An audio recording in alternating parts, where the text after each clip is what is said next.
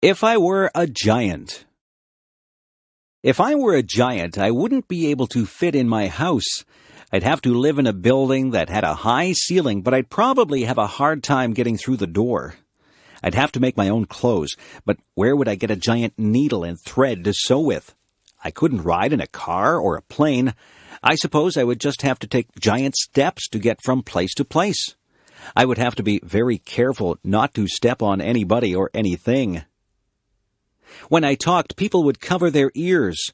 My voice would sound very loud to them. I wouldn't find shoes to cover my feet. I wouldn't find a knife and fork to eat my dinner with. I might have to use a rake as a fork. My dinner would be huge. What would I cook my dinner in?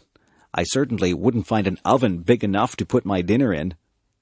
If I sneezed, it would be like a hurricane. If I fell down, it would be like an earthquake. I wouldn't have any friends because everyone would be too tiny for me to talk to.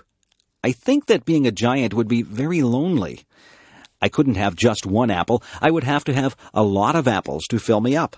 I would have to drink gallons and gallons of water to quench my thirst. I could never relax under a tree. I would be taller than all the trees.